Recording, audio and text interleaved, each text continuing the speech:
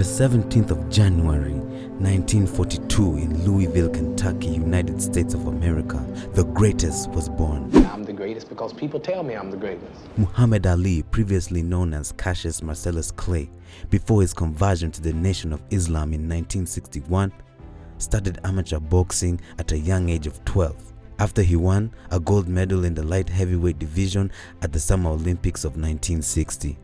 Being hailed as an American hero after the Olympics, Ali turned professional. Known for his charm and personality, Ali promoted his fights by reading self-descriptive poetry and saying phrases like float like a butterfly, sting like a bee. What are we gonna do? Float like a butterfly and sting like a bee. Oh! He was a powerful contender, commanding a height of 6'3", lightning speed, and showy footwork. Ali was a force to be reckoned with. 4 years into his career, Ali became heavyweight champion by defeating Sonny Liston. The fight was a shocking upset since Ali was considered the underdog. His career took off and he successfully defended his title in a rematch against Liston and a few other contenders. Ali refused to serve in the military when he was drafted because of his Islamic beliefs. Tell me, champ, would you have been prepared to go into the army if it hadn't been for the Vietnam War? No, under no conditions do we take part in wars to take lives of other humans. That decision cost him greatly. Ali was stripped of his title and was shunned from every state athletic commission. Since he was unable to fight in the ring, Ali fought for black pride and racial equality. He used his influence to popularize the civil rights movement in 1960. The big question to be answered: can this man shake off 3.5 years of inactivity? He knows he will be going against a relentless 3-minute punching machine in champion Joe Frazier. Ali's skills eroded upon returning to the boxing ring. He wasn't as quick, the fancy footwork and the reflexes just were not the same. But with all the adversity, Ali won 2 bouts and then challenged Joe Frazier for the heavyweight championship.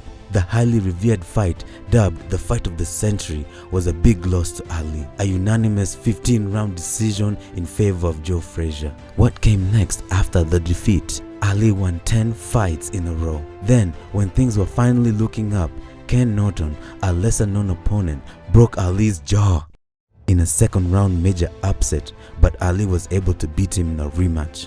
With that momentum, Ali challenged Joe Frazier for the heavyweight title and knocked him out on the 8th round. He then lost the title again in a fight against Leon Spinks, which he reclaimed in a rematch and shortly retired from boxing after. Although warned not to, Ali came back from retirement 2 years later only to lose to Larry Holmes in the 11th round. And then in Ali's final bout against Trevor Burdick, he lost again and retired for good.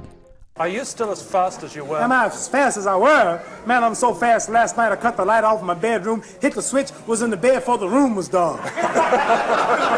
Ali was one of the first fighters to win a heavyweight title in 3 separate occasions, successfully defending it 19 times. Muhammad Ali, the greatest of all time, had a final record of 56 wins, 37 of them being knockouts and only 5 losses. After retirement, suffering from brain damage due to blows to the head, Ali's later years were years of physical decline, showing symptoms of Parkinson's syndrome, like slurred speech and slowed movements.